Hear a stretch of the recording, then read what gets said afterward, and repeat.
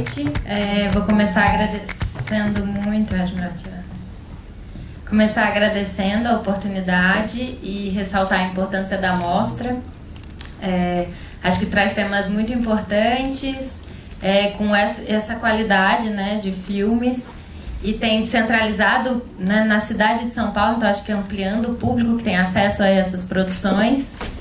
E aí já entrando no meu comentário inicial assim sobre o filme, a gente estava conversando ali fora que a primeira minha impressão com o filme foi uma sensação que ele me causou de um certo desconforto, mas de uma maneira muito produtiva, que é se dar conta do quanto a gente sabe muito pouco ainda sobre o que esse orientalismo, né, que até o professor João Sete escreveu na seção Cidades, né, para a mostra, desse grande guarda-chuva em que a gente coloca tudo que é o outro, né, o que é desconhecido e lido pela chave do exotismo, enfim. Então, a minha primeira sensação foi, nossa, eu não sei nada sobre Turquia, quase nada, sobre história, enfim, política, cultura e tal. Então, acho que esse primeiro movimento também de ser incitado a buscar mais já é uma coisa super interessante, assim. Eu acho que mostra que a academia, mas não só ela, né, precisa também começar a descolonizar a produção do saber e os circuitos também dessa produção de conhecimento que é feito, né, em tantos lugares. E aí, nesse sentido, né, parece que durante todo o filme essa sensação também, esse jogo de familiaridade e estranhamento, né? Porque ao mesmo tempo que está falando sobre um território que eu tenho tão pouco conhecimento, vários processos que estão se dando ali, para mim, são muito familiares, né? Então, parece que hoje também falar sobre cidade é falar sobre dispossessão, né? De várias formas, em várias camadas. E aí, claro que é isso, com muitas particularidades e singularidades em cada território, mas de maneira geral, o que esse filme está contando, né? Que esse processo que vem vindo em Istambul, acho que lembra muito São Paulo, lembra muito Rio de Janeiro, no sentido desses grandes projetos urbanos, né, um modelão meio padrãozão, que atua sobre os territórios, que fica aí viajando pelo mundo e vão aportando nos territórios, e aí aportam sobre territórios mais diversos, né, culturalmente, economicamente, politicamente, reduzindo toda a diversidade que está ali, todas as formas de vida, tentando enquadrar nesse modelão único, né? E aí, duas frases, enfim, sobre o título da sessão hoje, que é gentrificação versus trabalho informal, né? E aí, a gente estava conversando, pensando, vamos entrar nesse debate, não vamos entrar nesse debate, porque dentro da academia, gentrificação é um termo super, hoje em dia, complicado, né? Porque virou um conceito polissêmico, assim, que tenta dizer tudo e aí não diz nada. Muito mobilizado, né? Para descrever os mais diferentes processos, mas aí sem entrar nessa questão aqui, que eu acho que a gente poderia ficar muito tempo. De maneira geral, ele tem sido mobilizado para denunciar um determinado processo, né? E que processo é esse? É um processo que o filme descreve, que é essa substituição de grupos, no geral, né, grupos populares, por grupos de alta renda, por projetos que são incentivados, né, enfim, são promovidos pelo poder público, em parceria com o mercado, às vezes quase que é uma coisa só, né, poder público e mercado, sobre determinados territórios, acarretando numa mudança de padrões de comércio e serviços, levando a essa substituição progressiva, aumento de aluguéis e levando a uma substituição progressiva desses grupos.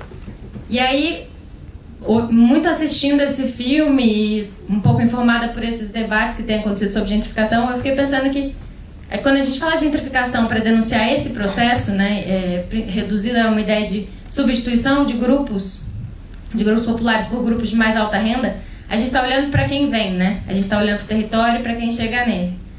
Mas a gentrificação, a gente também pode olhar para ela para a chave de quem vai, né? Então, no geral, pelo menos muito a partir desse filme, eu acho que ela não diz só sobre substituição de grupos, mas ela diz muito sobre destruição de formas de vida, né? Porque, no geral, quem vai, geralmente vai para condições de maior precariedade, né? Tem suas redes de sociabilidade destruídas, outras formas de moradia, a diversidade das formas de moradia são reduzidas a um padrão único. E eu acho que acabou o meu tempo, então eu vou passar e a gente continua esse debate depois. Obrigada. Obrigado.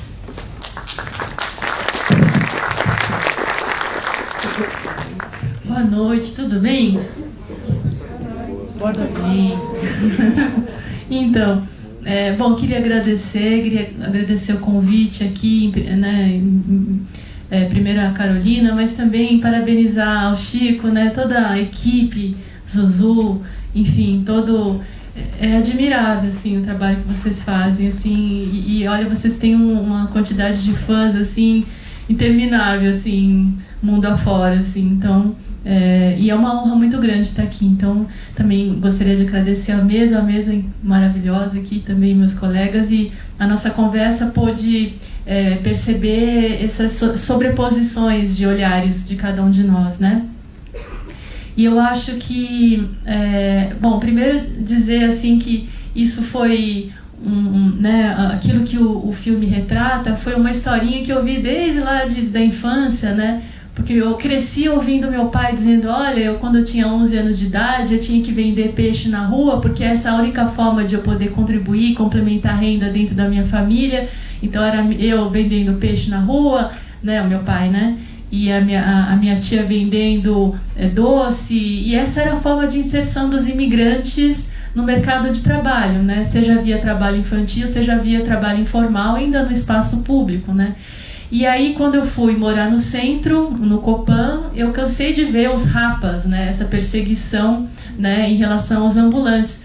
E aí eu falei, bom, acho que eu vou fazer um mestrado sobre isso, né? Porque eu estava aqui, né, testemunhando tudo aquilo e tendo a memória do que seria, né, entender como isso acontece no espaço urbano, né? E aí, eu acho que visualmente o poder, né, desse filme são esses processos avassaladores, né?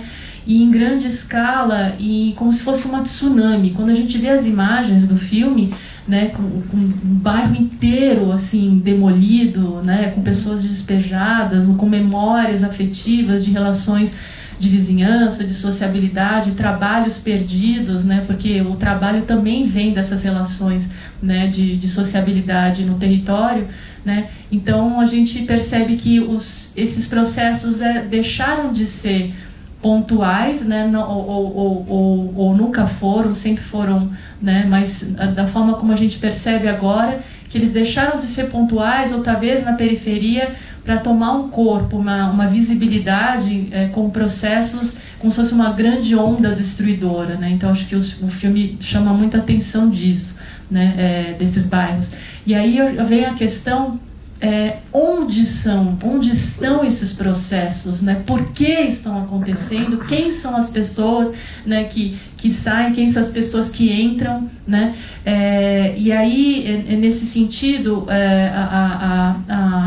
o título da mesa é muito feliz, porque é gentrificação versus trabalho informal. Na verdade, é gentrificação e trabalho informal, porque esses processos eles estão completamente casados, né? Então, o meu esforço ao longo desses últimos anos foi justamente tentar entender esse trabalho informal no território, né? E agora o último recorte com a questão das mulheres, né? Então, quem são essas mulheres trabalhadoras informais? E temos muitas personagens no filme que mostram, né, essas mulheres com esse trabalho precarizado, mas o que é interessante é que esse trabalho informal, ele não é apenas uma anomalia do que é esse capitalismo ou do que seria um mercado de trabalho. Ele é funcional para reproduzir essa precariedade, né, e para baratear a mão de obra, né? Então, por isso, você usa o trabalho informal para criar um grande corpo de trabalhadores sem direitos e trabalhadores baratos,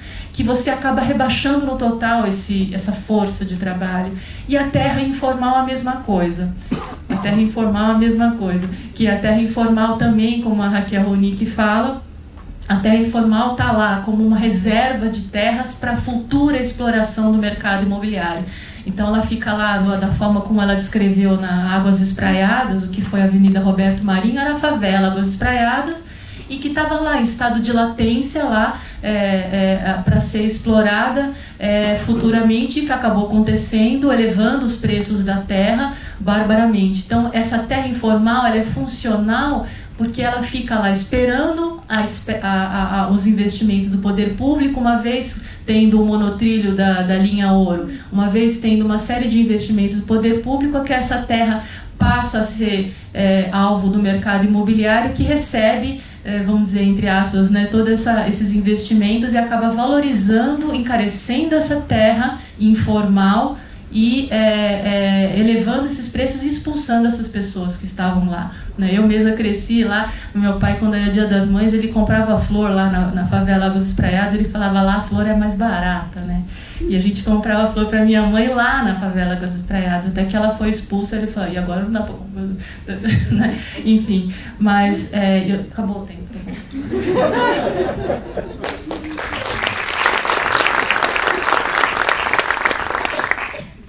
Boa noite a todos e a todas. Eu queria, em primeiro lugar, também expressar minha alegria de participar dessa mostra, que eu acompanho já há algum tempo e conheci os organizadores de nome, mas não pessoalmente. Então, me junto aos colegas para dar um grande parabéns a vocês.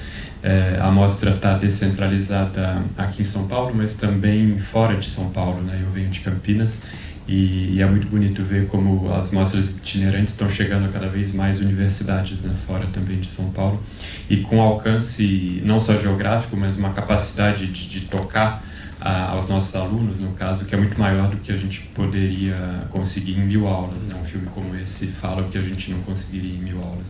Então, parabéns e muito obrigado pelo convite. Eu sou economista, né, não sou urbanista, então eu vou puxar a minha reflexão inicial para a discussão do Estado e da funcionalidade do Estado dentro do capitalismo e do discurso do Estado e a diferença em relação à prática desse Estado, né? O discurso dominante em todo o mundo, dentro das ciências econômicas, é o do liberalismo, né? Do livre mercado, do Estado mínimo. Mesmo que às vezes ele seja travestido, né, com roupas novas, como atualmente por meio desse autoritarismo político, né? Então, Trump nos Estados Unidos, o Orbán na Hungria, o Modi na Índia, o próprio Erdogan na Turquia e aqui o Bolsonaro, né? É um autoritarismo político, mas que tem por trás o discurso do liberalismo do ponto de vista da economia. Mas esse Estado mínimo, ele é uma farsa, né? Não tem outro nome, ele é uma mentira, é uma total impossibilidade dentro do capitalismo. O Polanyi, que é um autor húngaro, fala que é uma utopia, por motivos que a gente pode discutir depois. E no filme a gente vê que esse Estado, que ao mesmo tempo, por um lado, ele permite novos empreendimentos que transformam Istambul em um caos, que autoriza um shopping center no lugar do único parque verde da cidade, né, o Parque Gezi, mas que ao mesmo tempo tem a mão forte para combater os trabalhadores, né, para removê-los, eu vou voltar a isso já, e para impedi-los de trabalhar, para tributar, né, e é verdade, claro, no mundo inteiro é assim que um Estado deve zelar pelos tributos, mas o que acontece é que ele faz isso de forma seletiva. As grandes empresas, e isso não é nenhuma novidade, né, fazem de forma muito explícita a elisão fiscal. Então usam e abusam dos paraísos fiscais, tem as sociedades de propósito específico, por meio das quais elas conseguem fazer elisão fiscal de massas imensas de recursos, né? A ATTAC, a Associação Francesa da Taxa Tobin, é uma das organizações que mostra esses números, né? E os pequenos, né, os pequenos produtores, os trabalhadores particularmente, a classe popular é tributada de forma absolutamente desproporcional. Mesmo aqueles que eventualmente trabalham nas ruas e não pagam pelo seu empreendimento, digamos assim, porque eles são tributados cotidianamente pelos impostos indiretos, os impostos que eles pagam para comprar um saco de arroz, ou a energia elétrica que eles pagam muito mais do que os ricos. Porque esse imposto, ele não é progressivo, como é o imposto de renda, né? É um imposto fixo.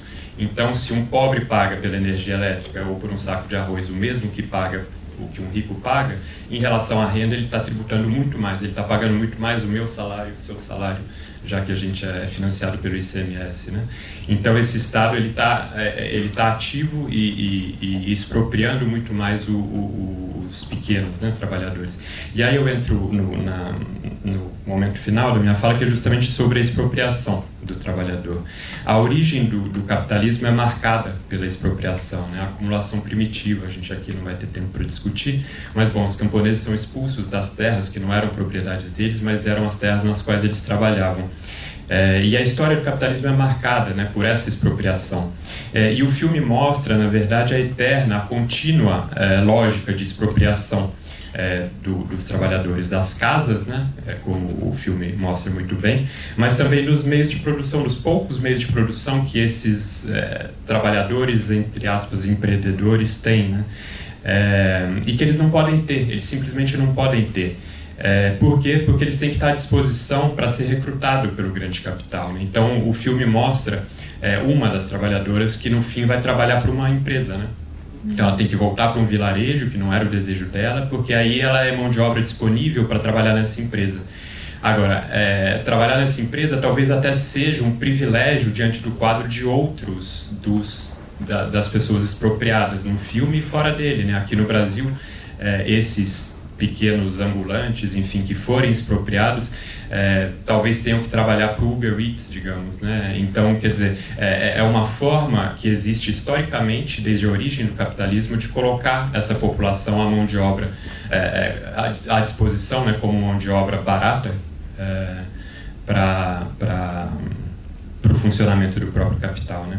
E para terminar, acabou o meu tempo, é só importante pensar também que existe uma reação, é claro, né? A gente pode discutir isso com mais calma depois, mas a Primavera Árabe, por exemplo, ela depois tomou um caminho e tem debates geopolíticos por trás, de uso inclusive por outros estados, enfim. Mas o estopim dela foi justamente um trabalhador que foi expropriado na cidade de Tunis, que perdeu, né, num rapa, um camelô, que num rapa perdeu as suas mercadorias e atirou fogo ao próprio corpo. E aí, em poucas horas, não sei exatamente, mas Tunis inteira, e depois a Tunísia inteira ficou infestada, né? Infestada no bom sentido, claro, né? De gente defendendo aquele trabalhador que tinha morrido. Então a reação existe, e o filme também mostra isso, a gente pode voltar a isso depois.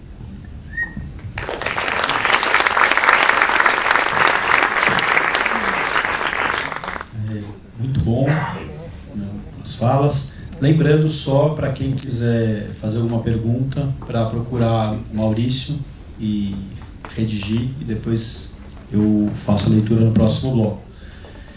Bom, vou tentar ser breve e fazer em bloco já uma reflexão, levantando questões aqui para os debatedores. Acho que tem uma metáfora que ajuda a entender um pouco a dimensão que esse filme traz, né, tanto do estranhamente familiar que você abarcou, né, algo que acontece em vários lugares do mundo, né, com as suas características específicas, mas talvez a compreensão dessa dimensão geral seja bastante importante. O Harvey, ele cria uma metáfora que é a metáfora do avião e do aeroporto. Ele fala da hegemonia das finanças, né, do sistema financeiro global, em que um capital fictício fica oscilando de um lado e para o outro e procurando aeroportos para que ele possa então pousar, que ele possa se afixar num determinado território. E esses territórios são justamente aqueles em que o sistema financeiro pretende alavancar, né, um processo de valorização.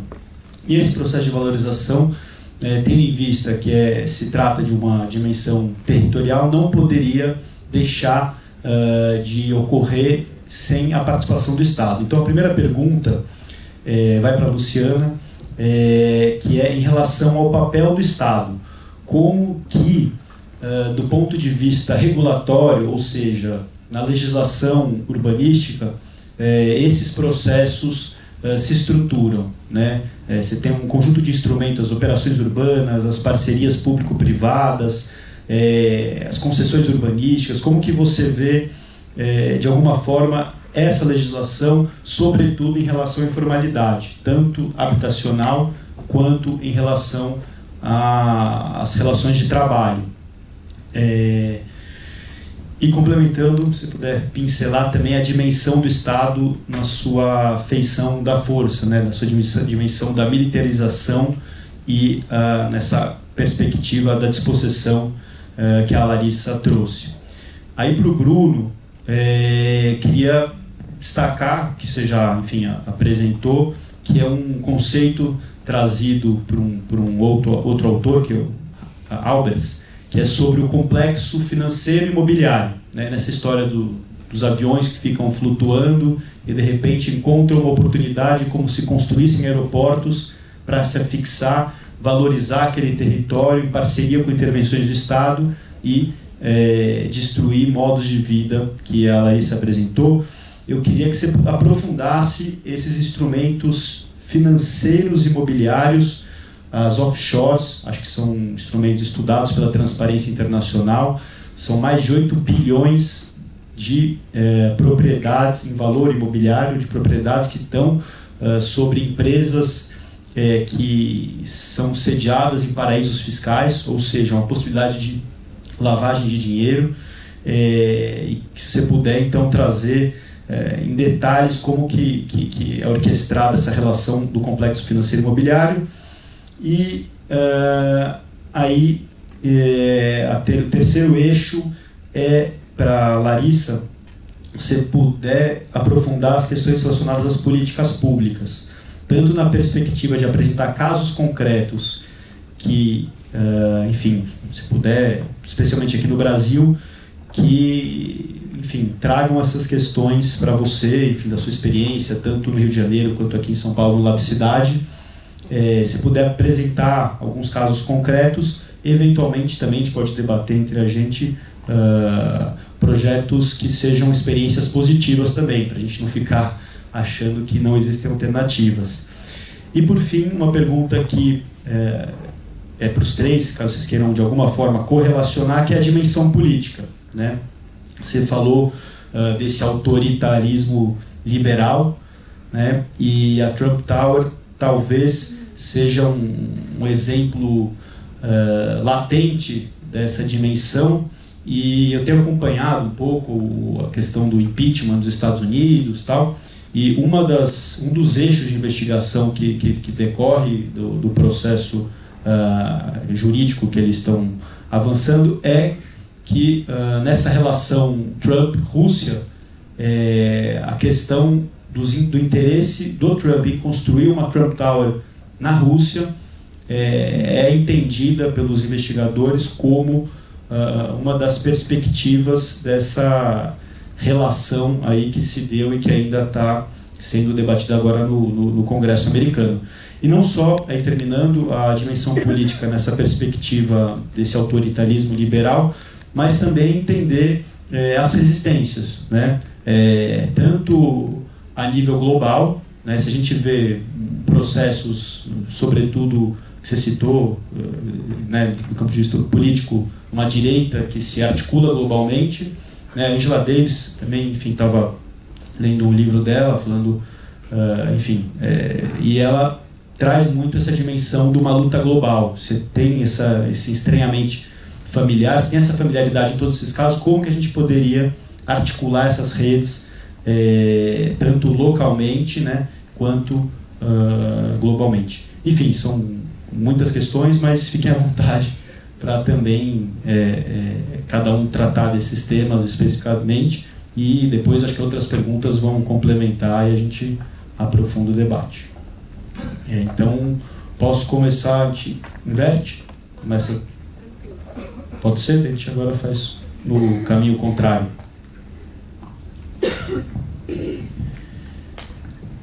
É um tema importantíssimo, né? Esse do capital financeiro e dos complexos financeiros e imobiliários, né? E para isso eu tenho que partir de uma noção que talvez seja familiar para alguns aqui, mas não para todo mundo, que é a da financiarização, né? A gente vive um momento que talvez não seja o primeiro na história do capitalismo, houve outros, mas de uma hegemonia das finanças, né? Tem alguns autores que falam desse momento dessa forma, na qual existem imensas massas de riqueza financeira e parcelas crescentes, né, do capital e da renda e dos ativos, né, das empresas e também das famílias, está disponível na forma financeira, e tem investidores institucionais que mobilizam de forma coletiva essa riqueza financeira que de outra forma estaria pulverizada, que são, na verdade, as seguradoras e os fundos de investimento e fundos de pensão, né? Então, a riqueza da população e das empresas está toda concentrada na mão desses fundos, né? Seguradoras, fundos de investimento e fundos de pensão, que estão, e aí a imagem do Harvey é muito boa, né? Que estão sobrevoando o mundo, literalmente, em busca de valorização, de fato, né? Tendo por trás as agências de notação, as agências de rating, né, atribuindo notas, enfim, para esses investimentos. E aí, claro, a esfera imobiliária é particularmente interessante para essa valorização, né, porque os limites da valorização não são muito claros. A gente poderia, em outros momentos, imaginar que os limites da valorização de um imóvel estão condicionados pela renda da população, por exemplo, pelo salário, né? Então, quando a gente olha para o Rio de Janeiro, a gente vê que tem um descolamento completo. A zona sul do Rio de Janeiro, mesmo pessoas de classe alta no Rio de Janeiro, não tem a menor condição, né, de comprar um imóvel com o seu salário. Porque tudo isso é fomentado também pelo crédito, né? Então, tem bancos também por trás fomentando esse processo, que fazem com que o preço dos imóveis se descole completamente, inclusive dos salários que poderiam dar um limite, né? Então, é um prato cheio para esse processo, e a gente vê que os fundos de pensão são, né? Tem imóveis, mesmo aqui na Avenida Paulista, enfim, estão investindo pesadamente no mundo todo no capital imobiliário. E aí, só para também a gente trazer para o nosso contexto e para uma discussão atual e relevante, quando na discussão da reforma da Previdência se coloca de forma muito malandra, inclusive, a tentativa de se criar um regime de capitalização, o intuito é justamente esse aqui no Brasil. Na proposta da reforma da Previdência tem uma cláusula que coloca de forma muito como se as pessoas não fossem perceber, né, a tentativa de instituição de um regime de capitalização. E o intuito é justamente esse: fazer com que a gente transite de um regime de repartição, de solidariedade, na qual os ativos financiam, né, a aposentadoria dos aposentados, enfim, para um regime no qual cada um cotize, né, do seu salário a parcela que vai no futuro recolher quando aposentado.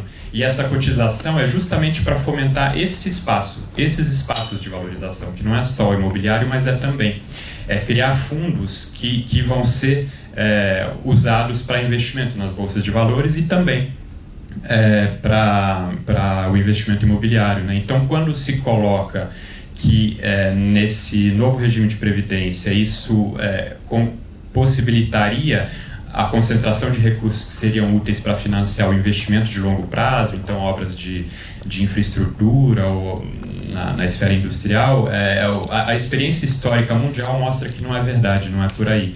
Essa grana vai atrás, esse dinheiro mobilizado pelos fundos de pensão vai atrás de uma valorização fácil, né?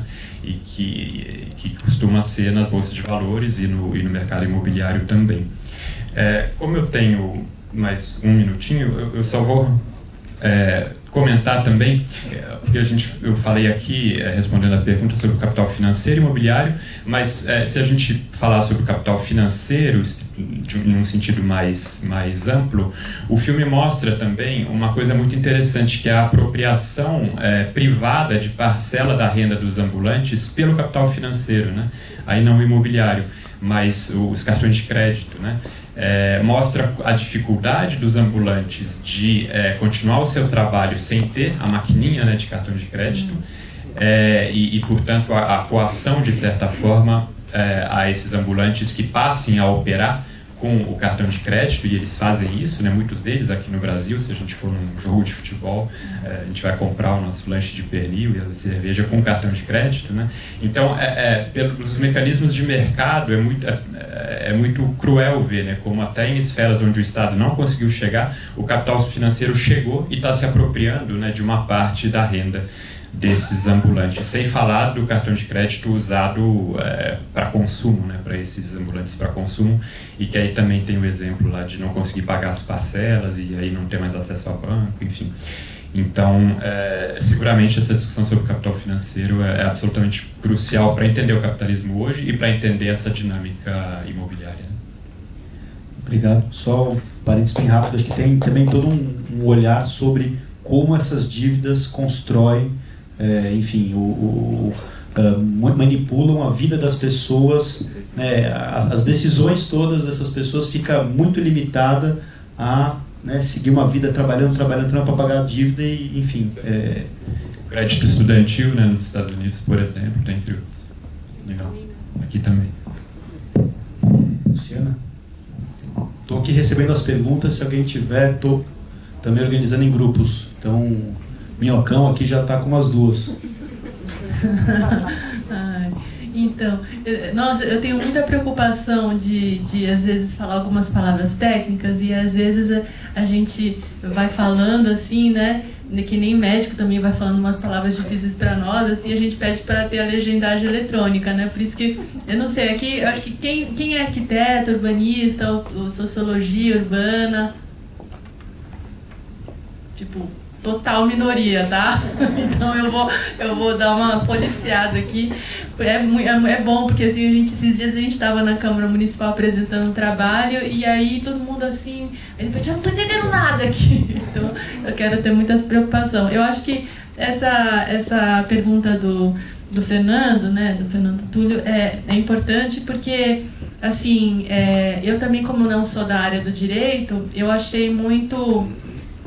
interessante que esses dias eu estava ouvindo uma entrevista de uma procuradora de justiça que atuou na área dos índios, dos quilombolas, e ela participou do processo também, acompanhou a Constituição Federal, né? E quando o Fernando Túlio pergunta para nós, né, o que seria uma política urbana, né, para enfrentar esses processos, né, a gente não pode deixar de lembrar que a nossa política urbana, principalmente né, o Estatuto da Cidade, que é uma lei federal que rege toda a política urbana no nosso território brasileiro, né, ela saiu de uma luta, né, então assim, ela não caiu do céu, né, então a Constituição Federal foi inteira, essa Constituição Cidadã, fruto de lutas muito duras que aconteceram durante muitas décadas.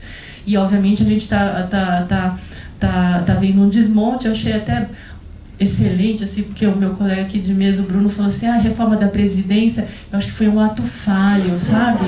Eu acho que ele estava querendo falar, mas tudo bem, assim, a gente aceitou, assim, eu já diria que nem reforma seria. Mas, e aí, o que acontece é que a nossa política urbana, ela tem 2 artigos importantes, e aí, para não me estender muito, mas que é justamente da função social da cidade e a função social da propriedade, né?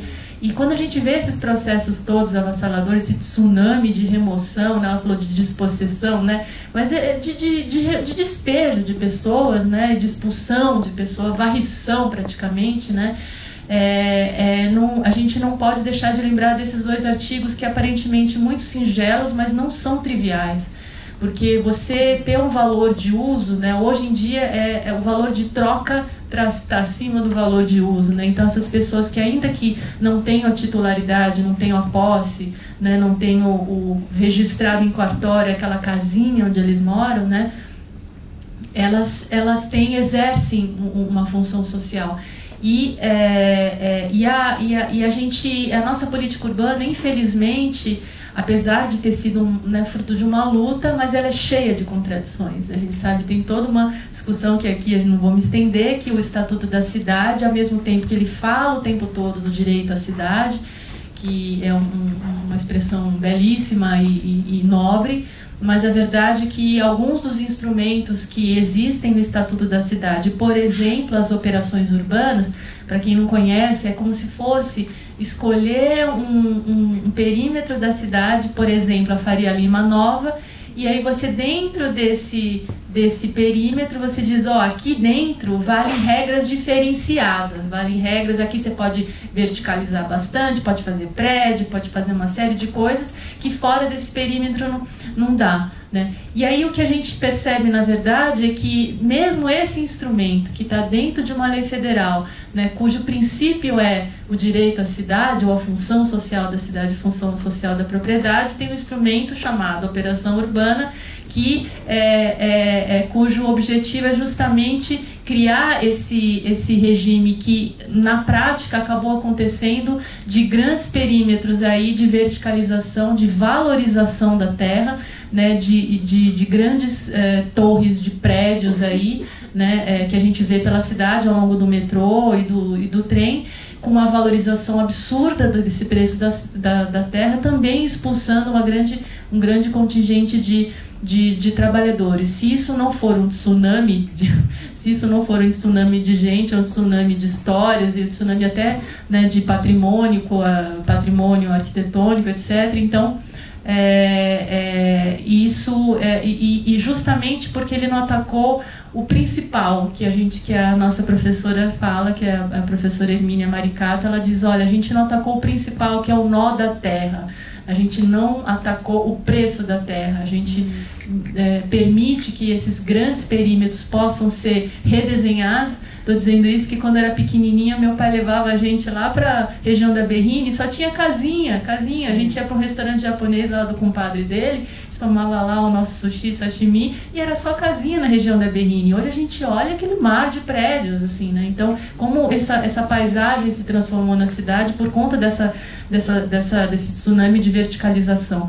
E aí a gente não combateu o preço da terra. Não regulando o preço da terra, essas pessoas que lá moravam foram expulsas, né, se não puderam pagar esse preço, né? Então, e aí eu acho que aí eu faço o último gancho aqui com a fala do Bruno, que é justamente o que a Constituição tem de melhor na nossa Constituição cidadã é o princípio de solidariedade, né? Então, quando ela fala que você...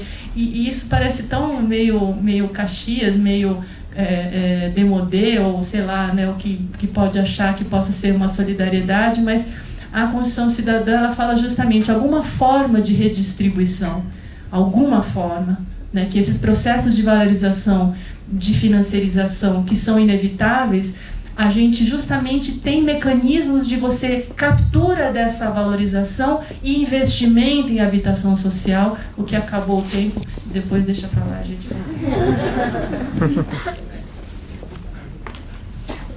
Bom, eu vou juntar tudo que o Túlio falou para partir do caso do Rio, políticas públicas, dimensão política e resistências, para falar em 5 minutos. Mas, enfim, né, nessa coisa das familiaridades, que nos é muito familiar, eu morei no Rio os últimos anos, então estava lá estudando, né, fazendo mestrado em planejamento urbano, nesse momento em que o Rio virou um enorme canteiro de obras, ao sediar uma série de mega eventos esportivos, né, ao longo de 10 anos. Então teve Copa do Mundo, Olimpíadas, Jogos Mundiais Militares, Jornada da Juventude, enfim, foi uma agenda extensa que serviu como um principal argumento, né, de legitimação de um projeto de cidade, que, enfim, nas palavras do Eduardo Paes, que é a principal figura promotora desse projeto, era a cidade olímpica, né? E aí, pensando num caso específico, uma intervenção específica no Rio sobre esse manto dos mega eventos esportivos, foi a PPP do Porto Maravilha, né? Que foi, não sei se ainda mas foi a maior PPP, parceria público-privada do Brasil. Então, que promoveu uma reestruturação urbana profunda numa área cuja narrativa, né, construída ao longo do tempo, porque a PPP do Porto Maravilha, ela é resultado de uma série de tentativas ao longo dos anos e conforme sucederam os governos no Rio, de intervenção naquela área. E aí, foi um projeto de grandes intervenções sobre um território que tinha essa narrativa de o território degradado, né? Então, usava-se dados do IBGE mostrando que a população vinha decaindo, de que a renda média era muito baixa, então imóveis degradados, caindo, ruas vazias, um porto também completamente degradado, enfim. Sobre esse território, então, se propôs essa parceria público-privada, que tem como símbolo hoje, imagino que todo mundo já passou por lá ou já viu, que é o Museu da Manhã, uma Praça Mauá totalmente requalificada, o Museu de Arte do Rio, o Aquário e por aí vai, VLT passando, enfim. E aí foi um projeto, dentre outros, né, de muita violação, de muita remoção, e combinando diversas políticas públicas para se viabilizar, né? Então a gente tinha um momento em que as 3 escalas de governo estavam alinhadas, né? Governo federal, estadual e municipal. Então as diversas políticas eram sendo combinadas para viabilizar esse grande projeto de reestruturação urbana. No caso do Porto Maravilha, a gente teve, né, então, uma atuação muito forte do choque de ordem, né, que foi a política do Eduardo Paes contra o trabalho informal, contra os camelôs na rua.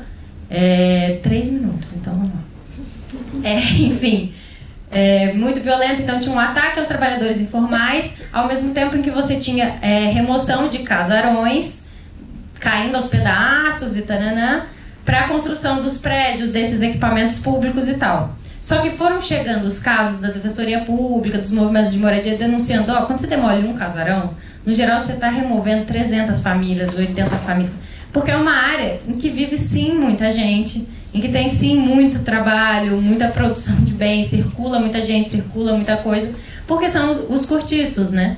Então, muitos desses casarões em que o Estado estava lá desapropriando uma pessoa que não cumpria, né, a função social da sua propriedade. Então esse imóvel é ocupado depois de muitos anos abandonado por famílias que, no geral, trabalhavam nessa área. Então tinham muitos camelôs que moravam nesses cortiços, começam a ser removidos e de maneira muito invisibilizada, porque demorava para chegar essa notícia, porque então era, como a história noticiária, são as desapropriações, né?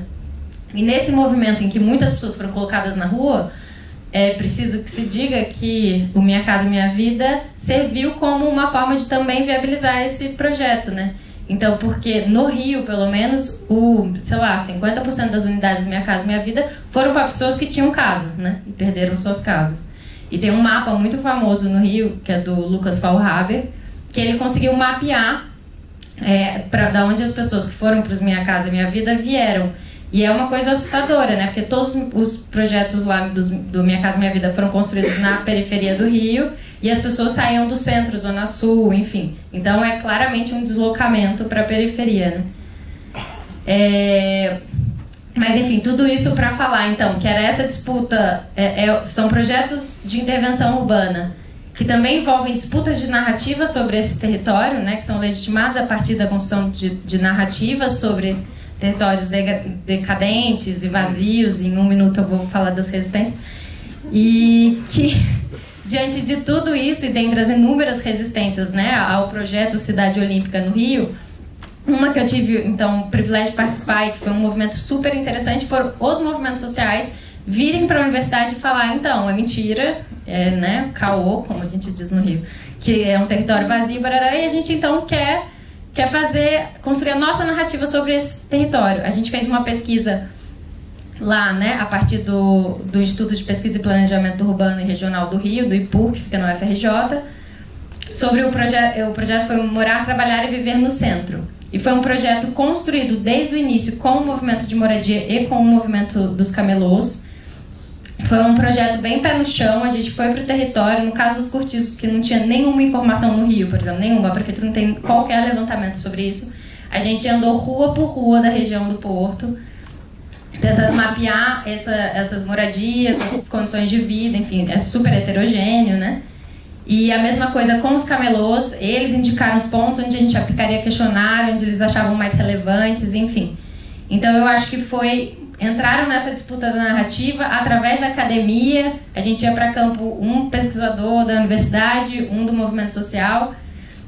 Então eu acho que é todo um processo que também é muito, muito importante, né? Esse processo de estar fazendo a pesquisa junto, depois estar pensando os dados junto, produzir relatório, lançar relatório, enfim. Então eu acho que as resistências estão em várias frentes e acho que também cabe a nós fortalecer essas resistências, e acho que o filme também mostra. O filme, né, é bem forte, sei lá, acho que impacta bastante, mas acho que tem resistência ali também, né? Tem manter as suas formas de vida no território é também uma forma de resistência. Bom, obrigado. Vou então fazer aqui um apanhado, juntar algumas perguntas e acho que, enfim, vocês fiquem à vontade também de responder conforme tiver mais ligação com o tema que vocês trouxeram.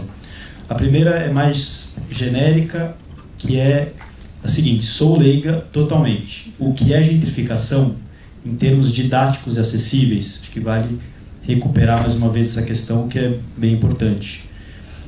A segunda questão é a seguinte: se a qualificação do espaço urbano, ainda que mínima, como saneamento, gera valorização do território, como garantir a permanência da população em seu local de origem, não apenas pela propriedade imobiliária, em vez que o comércio local se valoriza, os serviços e etc. Ou seja, como que seria possível conciliar a transformação e a qualificação de territórios com a permanência de atividades populares.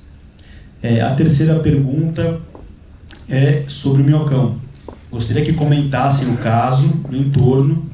Covas confirmou o que já sabíamos: o Minhocão vai virar parque. Provavelmente serão inaugurados bistrôs, boutiques e cafés gourmets, enquanto atuais comerciantes e moradores pobres vão ser expulsos. Há possibilidade de não virar parque? E se fosse demolido, o resultado seria o mesmo? E o trânsito? E a função? E se a função dele fosse mantida? Então, essa pergunta sobre o Minhocão. Mais uma. Boa noite. O que vocês têm a dizer sobre a disputa em curso pela ocupação do território do bairro da Luz? E acho que aqui também da Luz e da Cracolândia, né?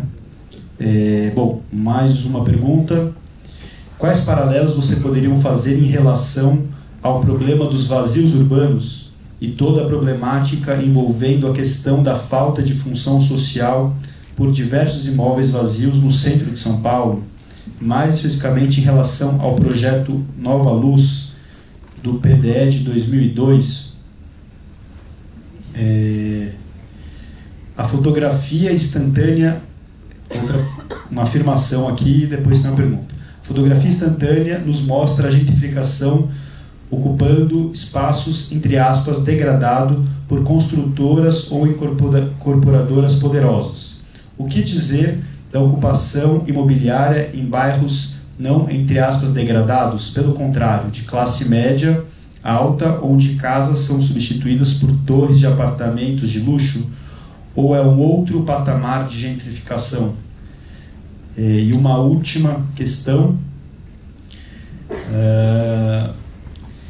é o seguinte: enquanto o Estado, cada vez mais no Brasil, diminui sua presença quanto ao provimento de direitos, assistimos à escala da presença estatal na política anti-urbana, construindo o novo urbanismo militar. Stephen Graham. Gostaria que a banca comentasse os conflitos urbanos tendo em vista o recorte racial no Brasil. Existe potencial para uma insurreição urbana, como provê Harvey em Cidade dos Rebeldes? Ou as divisões raciais simplesmente inviabilizam a solução da violência urbana? Gaza, Rio, entre outras. São várias perguntas. Acho que a gente não tem tempo, né? Vamos passar mais uma rodada e aí, eventualmente, a gente pode fazer um ping-pong final para tentar dar uma última palavra sobre o tema. Então, agora a gente volta de cá para lá. Larissa. Bom, me dei mal agora. Vou, sei lá, falar livremente de alguns temas. Gentrificação.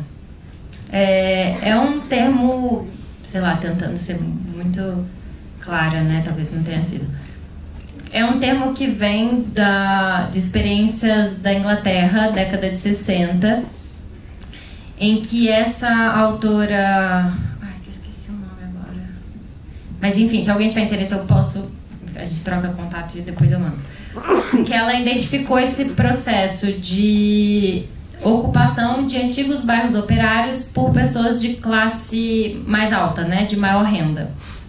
E ela descreve todo esse processo, então, de substituição de uma classe por outra de maior poder aquisitivo.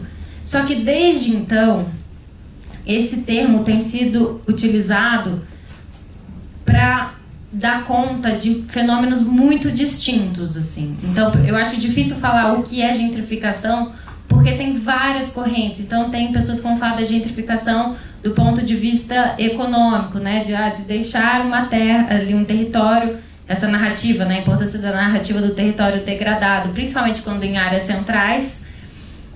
Mas ele tem um potencial de valorização muito grande, geralmente está em áreas, como no Porto do Rio, né? Está em áreas já infraestruturadas, próximo a tudo e tal. Então ela tem em si um potencial de valorização muito alto, né? Tem pessoas que vão falar de gentrificação a partir desse movimento de hipsterização, né? Então, no entorno do Minhocão começa a abrir os cafés gourmets, os sei lá o que gourmet, e, enfim, livraria, café e etc.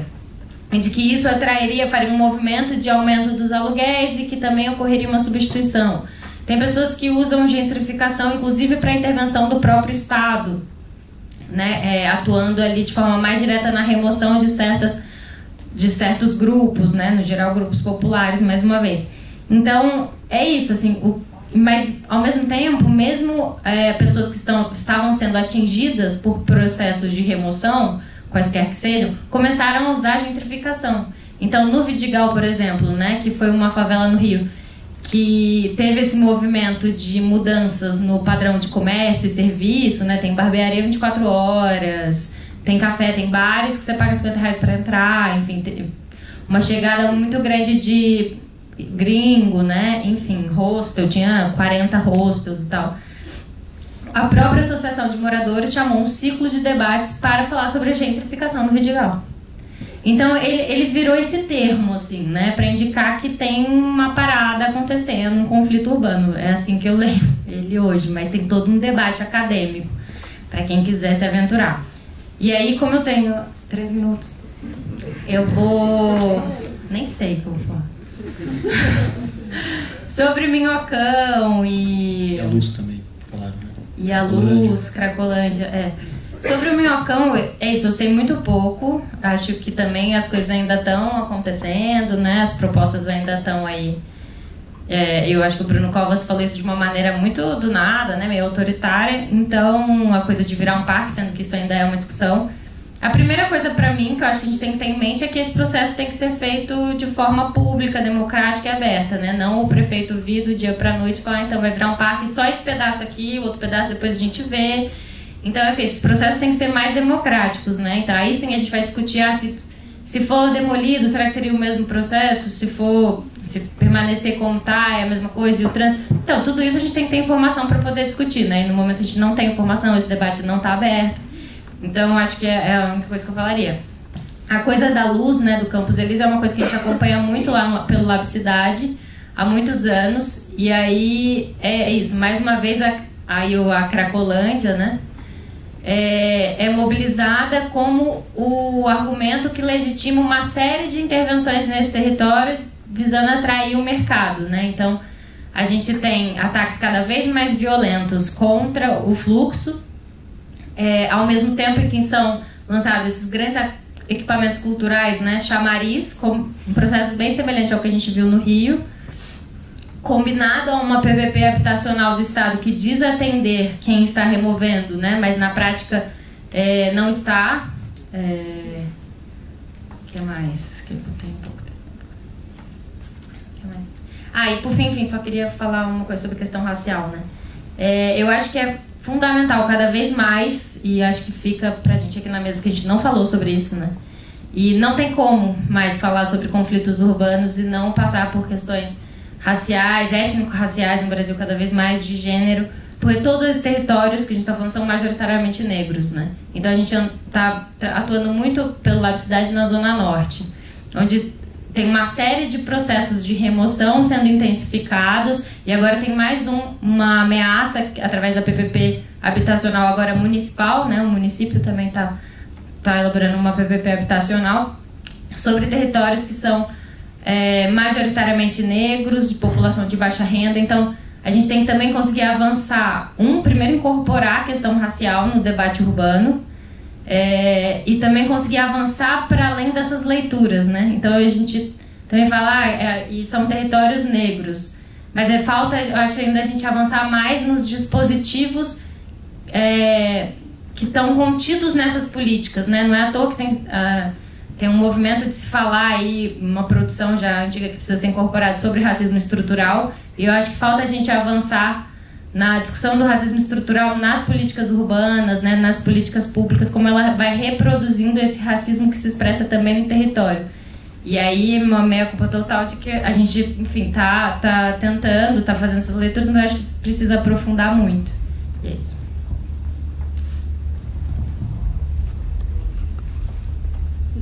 Puxa. Bom, eu acho que foi importante alguém ter lembrado sobre essa questão da militarização, né, que você tinha perguntado para nós e acabou não tendo tempo para a gente falar, né? E eu acho que todos nós estamos muito assustados com essa história, né? O grau de violência institucionalizado na legitimação, né? A autorização da ilicitude, como é que é? Tem enfim, um termo que é justamente isento policial né, sobre algum crime que ele venha cometer sobre a vida, né? Bom, sobre essa questão da militarização, a gente viu bastante no filme, né? E né, tem uma hora que é interessante, não sei se vocês lembram, que o padeiro ele fala assim, olha, eu grito, né, eles gritam, todo mundo grita, e não adianta nada, assim, eles sabem que eles não podem exterminar nós todos, nós somos maioria, né? E boa parte desses trabalhadores informais nesses países, justamente a funcionalidade é que eles sejam maioria para baratear, como professor, baratear a força de trabalho. Mas a forma como o Estado lida, quando ele está presente, é com a violência, né, obviamente, né, reprimindo e se apropriando, e também no mercado financeiro também, de uma forma explorando sobre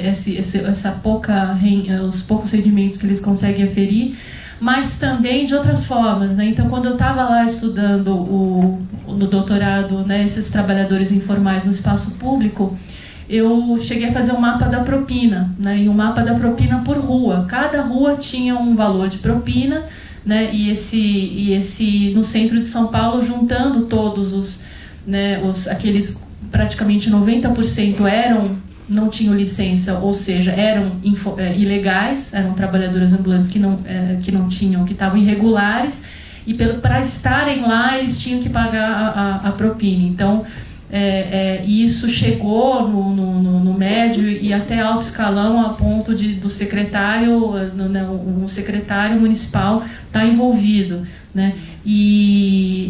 Então a questão da presença do Estado, seja na violência, seja na vista grossa, né, fazendo uma mercadoria, né, todo um mercado para fazer essa vista grossa e autorizar mediante, né, esses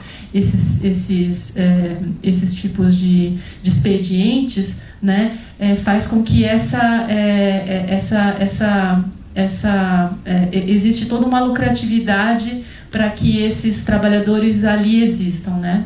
Bom, e aí tem uma outra coisa que a gente fala, que a presença do Estado, a gente fala, bom, mas eles estão lá, né, estão nas terras informais, né, que um dia, na favela da Águas Praiadas, que um dia vão virar a operação na Avenida Roberto Marinho, com aqueles espigões de prédio. Então elas estão lá esperando para uma futura estado de latência, para uma futura exploração. Então, tanto o trabalho informal quanto a terra informal, elas não são a ausência do Estado lá, pelo fato de ser informal, não significa uma ausência de poder. Na verdade, o que a gente percebe é que tem uma série de outros poderes presentes, né, nesses espaços, seja fazendo que eles chamam de mercadorias políticas. O pessoal do Rio fala isso, assim, olha, eu vou vender o gatunete para você, eu vou vender o gás, eu vou vender um tipo de produto enfim, nesse mercado paralelo, tal, né, sem falar, obviamente, das drogas. Então, toda essa informalidade, na verdade, gera um outro tipo de engrenagens políticas lá, né, que não significa justamente uma ausência de poder, ao contrário, assim, são leis ao gosto do freguês. Então, quem tiver o poder lá, né, e se a gente fala, poxa, mas isso tem um lado ruim desse, né, todos os expedientes para sobreviver nessa informalidade, né? Não significa só que elas têm que se subordinar a essa violência do Estado ou à corrupção do Estado, mas existem experiências de resistência de mulheres, né? Então, a minha preocupação foi justamente na minha última pesquisa registrar experiências de resistência de mulheres trabalhadoras aqui em São Paulo, em Mumbai, na Índia, e em Durban, na África do Sul. E o que a gente percebeu é que, mesmo trabalhando na informalidade, essas mulheres percebem esses regimes de exploração e elas conseguem se organizar, né, coletivamente, e conseguem enfrentar o poder público e também aqueles intermediários que exploram, né, nessa cadeia de produção, né? Então, na verdade, o que a gente percebe são experiências pontuais, não existe esse grande movimento, né? Quando a gente vê grandes movimentos de massa, como os protestos na Paulista, né, que a gente percebe que são processos, né, graúdos aí de resistência, né, prova que, de fato, a gente está vivo para esses processos perversos, né? Mas que aquelas mulheres trabalhadoras informais na ponta também têm suas formas de organização, né? Porque é uma outra camada de precarização, né? Se a gente percebe que a terra informal ela vai ser futuramente explorada, o trabalho informal ele está lá para ser explorado, mas é gênero, raça e casta. No caso da Índia, são as castas, né, inferiores que também são exploradas. Então, assim, é como se fosse um tripé, né? Tudo anda junto, né? É a mulher, se a mulher for negra, se é mulher, se é negra, se é trabalhadora informal e trabalha na periferia sem titularidade, aí ela compõe toda a cesta de explorações, de precarizações, né, desses processos, né? Acabou o tempo. Muito brevemente, 3 pontos. O primeiro em relação ao Estado na política anti-urbana, só complementando também o que já foi dito. Acho que é interessante e triste a gente perceber a atuação do Estado, particularmente no Brasil, mas em outros lugares também, né, de esvaziamento do espaço urbano, né? O espaço urbano, o espaço público urbano deveria ser o espaço de convivência, deveria ser o espaço onde se criam laços e isso inclusive reduziria a violência, né? Eu não sou urbanista, eles poderiam dizer isso muito melhor que eu, mas o que a gente vê no Brasil é o contrário, né? Então, nas manifestações políticas mais do que nunca, mas não só, mesmo num carnaval, por exemplo, o que a gente nota hoje lá em Campinas, pelo menos, é uma atuação pesada da polícia para esvaziar as praças onde estão tendo blocos, inclusive infantis. Eles se colocam perfilados, a polícia militar, de forma a afugentar mesmo as pessoas, né? Então, quer dizer, o Estado numa política claramente anti-urbana, né? Um segundo ponto, com relação à qualificação dos territórios e a dificuldade que isso gera para a permanência nos territórios. É um ponto relevante, de fato, né? E, para isso, acho que a política urbana ela precisa ser pensada e feita junto com outras políticas, né? Lá no Lab Cidade, pelo que eu estou vendo, vocês têm um grupo multidisciplinar, né? E isso é absolutamente fundamental e por parte do próprio governo, né? Quando se pensa em política urbana, é preciso que isso esteja acoplado com outros tipos de política, por exemplo, a política salarial, né? Uma política de desenvolvimento regional, tudo isso vai ter impactos na forma como essa elevação de preços, né, vai impactar na vida das pessoas, né? E terceiro, acho que a gente não pode perder também a dimensão da possibilidade da propriedade pública de casas, de prédios, uma habitação pública que não seja só na periferia, né? Então, os exemplos que a gente tem no Brasil que foram dados aqui são esses, né? Mas se a gente olhar, eu recentemente aprendi, eu não tinha essa ideia, mas Viena, por exemplo, e a Áustria não é particularmente um país conhecido pelo seu welfare state, né, mas Viena, a municipalidade de Viena tem algo como 40% dos imóveis são públicos, e aí são usufruídos pela população de baixa renda, pelos funcionários públicos. Eles têm alguns critérios para distribuição, e esses imóveis não são simplesmente na periferia, ao contrário, são em todos os bairros de Viena. Eles dizem, inclusive, que lá, ao contrário da maioria das grandes cidades do mundo, não se pode saber a classe social de uma pessoa simplesmente pelo bairro em que ele reside, né? E aí, claro, a forma de fazer isso num país periférico, num país como o Brasil, enfim, os entraves são muitos, né? Mas eu acho que a gente também não pode perder essa dimensão da propriedade, né? Da possibilidade da propriedade pública. Complementando. Bom, a gente tem mais 7 minutinhos para terminar. Eu acho que teve algumas questões, né, sobre essa questão da vazios urbanos, né? Vocês queriam falar. Fiquei com pena, assim. Da disputa na luz, da Cracolândia, que é super espinhoso, né? Também, né? E o minhocão, né? Acho que a Larissa falou, eu não sei se eu posso. Acho que rapidamente, assim, o que a gente percebe, acho que a Larissa falou muito bem, de toda essa narrativa, assim, que a gente é muito pego, assim, nessa armadilha, assim, nessa agenda liberal urbana, né? Então, assim, nossa, empreendedorismo, palavras que são praticamente consensuais, assim, né? E toda, né, a economia, a cidade compacta, a economia criativa, startups, né, todo esse léxico aí, né, dessa agenda urbana, né, e tanto lá em 2011, né, quando foi feito o projeto Nova Luz, né, que acho que todo mundo acompanhou, quanto agora, né, esses processos que estão acontecendo na Luz, né, eles justamente eles estavam sendo legitimados por um discurso dizendo, olha, a gente precisa, tinha um instrumento que era justamente para baixar o imposto de empresas publicitárias, de empresas que eram da economia criativa na região, no projeto da Nova Luz, né, dizendo, olha, a gente tem que valorizar os pequenos empreendimentos criativos, né, ligados a essa economia. Então isso vinha até de um instrumento tributário para baixar imposto, né? Então, assim, e o que a gente percebe que quem pode ser contra, né, a valorização de pequenos empreendimentos, pequenos empreendedores, mas a verdade é que temos outros pequenos empreendedores lá, né, que são os catadores, os vários comerciantes, os próprios ambulantes, enfim, né, na favela do Moinho, enfim, né? Então, e o que é interessante, como a Larissa falou, que tem sempre um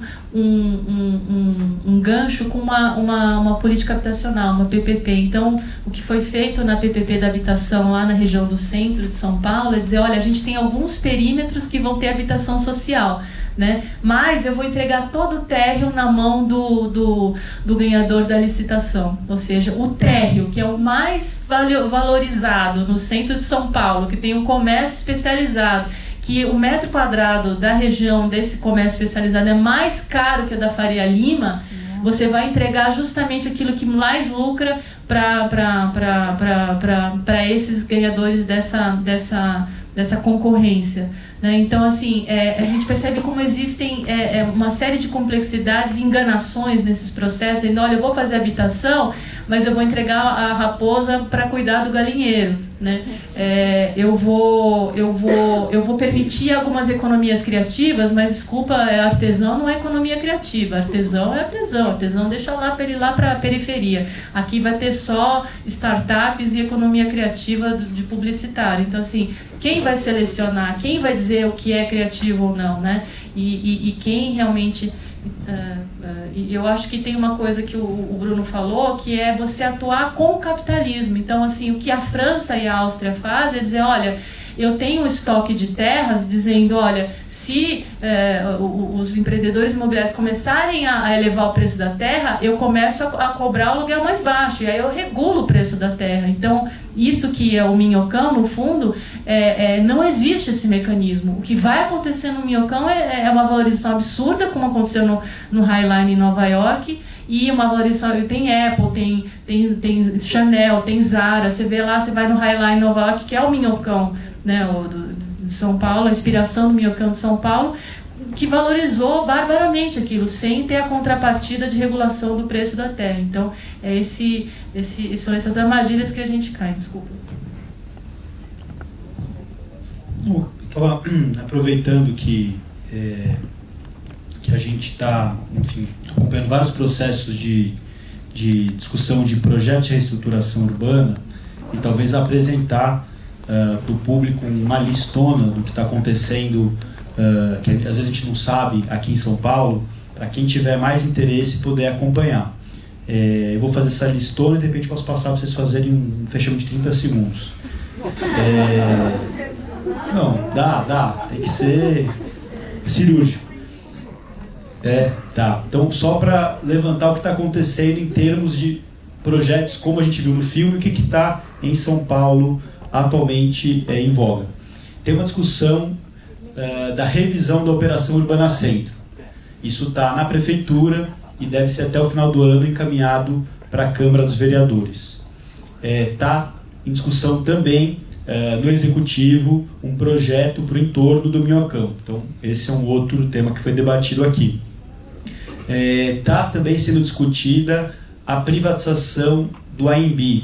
O AMB é de propriedade da São Paulo Turismo. A São Paulo Turismo está em processo de privatização. O TCM recentemente barrou esse processo, alegando que o preço da terra do AMB estava subavaliado, então foram solicitados novos estudos. Há também um projeto para a Zona Norte, que chama o Arco Tietê, no entorno do rio Tietê, mais ou menos o tamanho de Manhattan.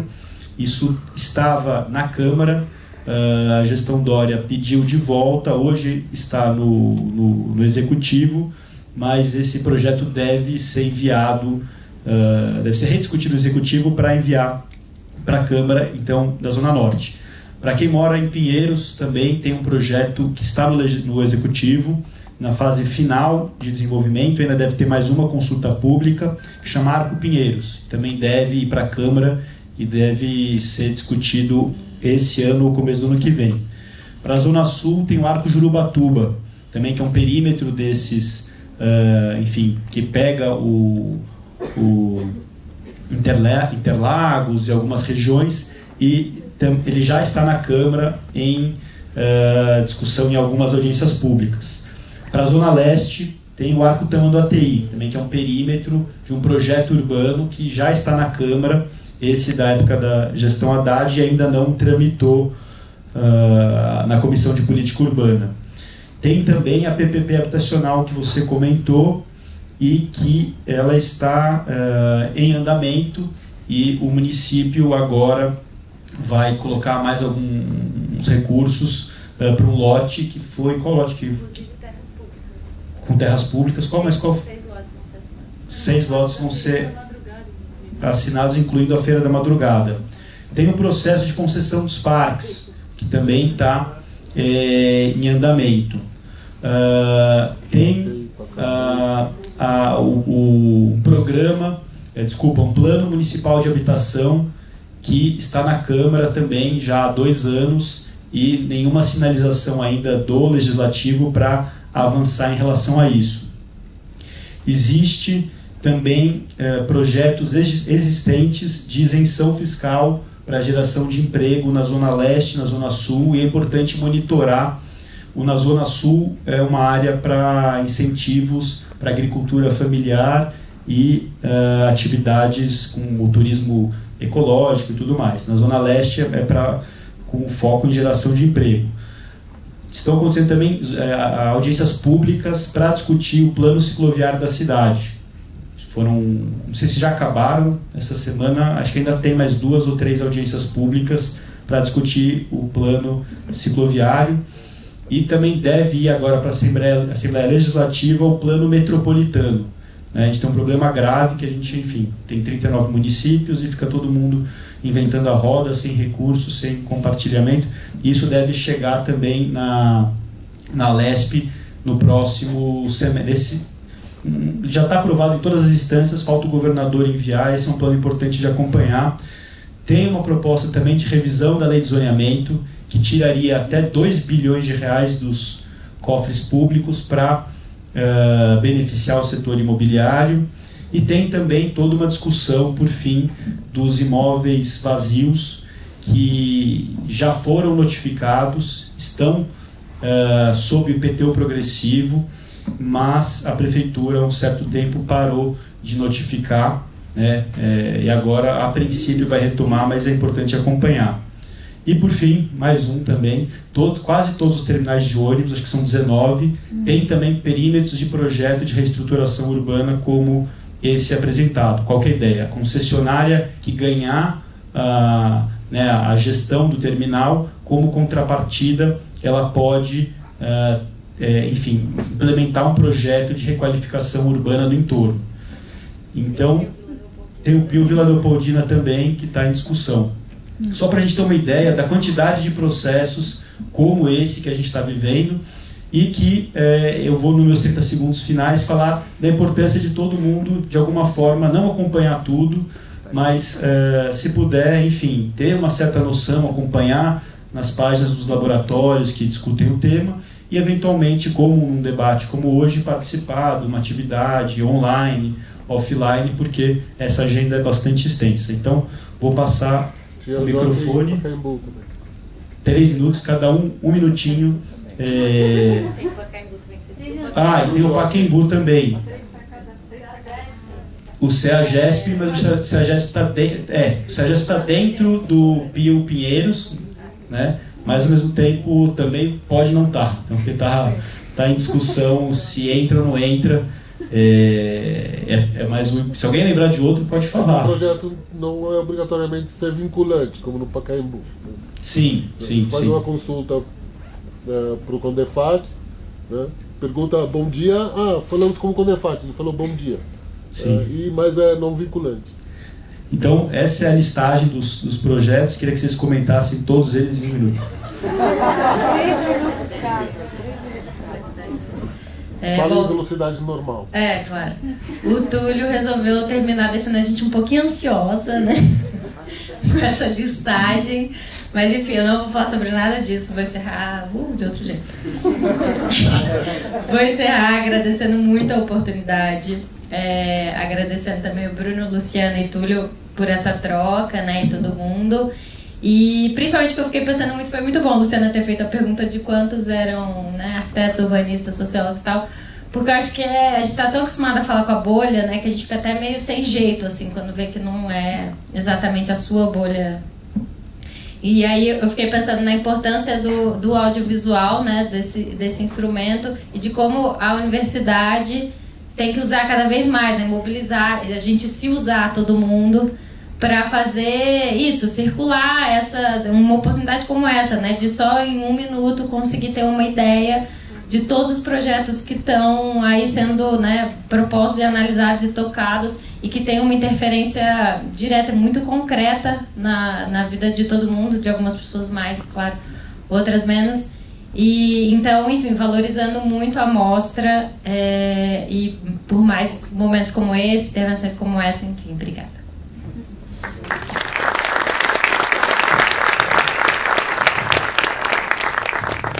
Bom, queria agradecer também.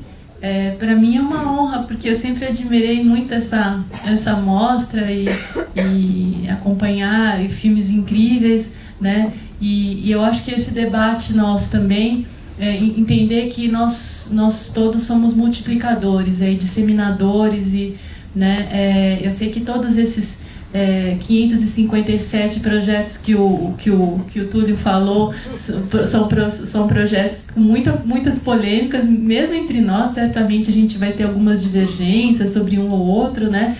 Mas é curioso que é justamente numa época de crise, né? Então, assim, então falta dinheiro, né? Então, assim, quando a gente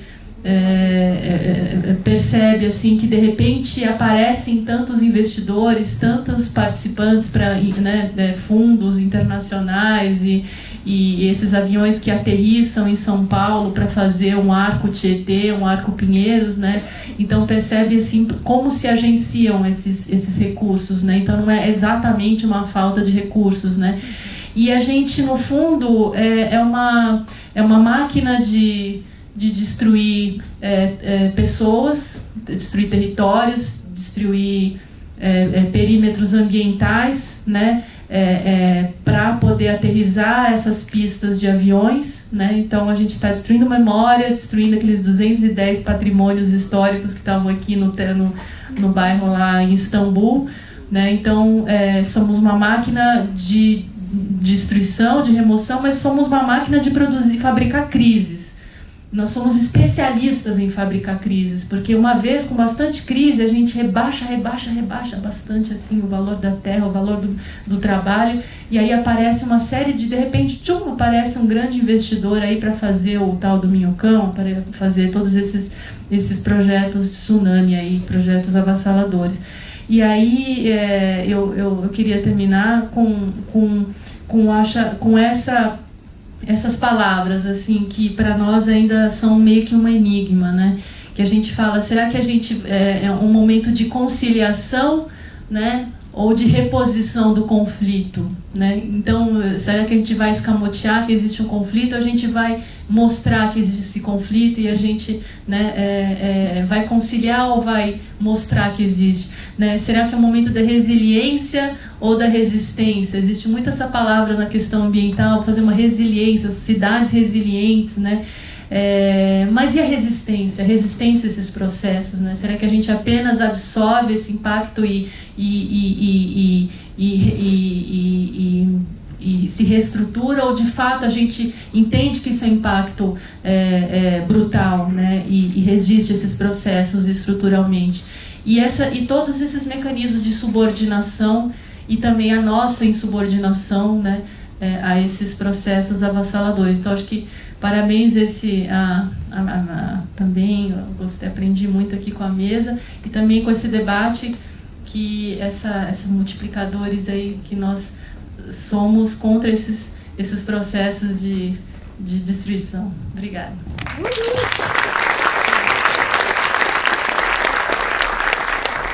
Eu, como meus colegas, queria terminar falando também das possibilidades de resistência, né? Eu acho que o filme mostra isso de forma muito bonita, ele termina de forma muito bonita, né? Com o exemplo do confeiteiro, o nome dele me escapa, mas que faz uma resistência que, embora seja individual, é belíssima, né? Ele sofre esse processo que eu mencionei de expropriação, ele tem que doar o forno dele, ele tem que doar o bule dele, né? Mas, para além disso, ele sofre uma ameaça de expropriação de uma cultura também, né? Não só ele, como todos os outros. O filme mostra de forma muito bela, né? Como por trás dos mexilhões tinha toda uma cultura, por trás do pão tinha uma cultura, por trás da forma de fazer o travesseiro, né? Uma cultura passada, inclusive, de pai para filho. E esse confeiteiro era parte da cultura dele, da forma como ele sabia viver e trabalhar. O grito, né, o falar, andar pelas ruas falando, né, o nome do filme é Ecos de Istambul, né? Então a cidade de Istambul tem o grito, né, desses ambulantes, e tem o grito desse confeiteiro. E ele, por mais que no segundo lugar para onde ele vai ele esteja trabalhando, né, ele está lá sentadinho no carrinho dele vendendo, né, a rosquinha dele, mas ele está absolutamente triste, né? O filme mostra isso, porque ele não está trabalhando do jeito que ele queria. E no terceiro lugar, ele não se conforma, né? E consegue ir para um terceiro lugar, no qual finalmente ele consegue de novo voltar a interagir com as pessoas, conversar, brincar da dentadura, né? Enfim. Então acho que é um exemplo belíssimo de resistência também na expropriação, lhe estava sendo imposta, que era da cultura dele, né? E claro, a resistência mais importante é a coletiva, né? E o filme mostra isso também, por meio do grupo de hip hop, né? Mas também particularmente pela manifestação do parque, né? Que foi uma manifestação vitoriosa em 2013, que conseguiu simplesmente barrar, né, a construção de um shopping center. Então que a gente se apegue nesses exemplos, como elas disseram, né? Aqui no Brasil a gente também tem instituições importantíssimas dentro e fora da academia, né? Fora da academia a gente não pode deixar de falar do trabalho belíssimo do MTST, né? Enfim, então que a gente se apegue nesses exemplos e faça também a nossa resistência. E para isso essa mostra tem um papel importantíssimo, né? De trazer esses temas todos de uma forma ultra didática, de uma forma diferente daquela que a gente está acostumado na academia, para que a gente consiga ganhar força para se mobilizar. Então eu termino também agradecendo muito pelo convite e agradecendo por tudo que eu aprendi com vocês hoje.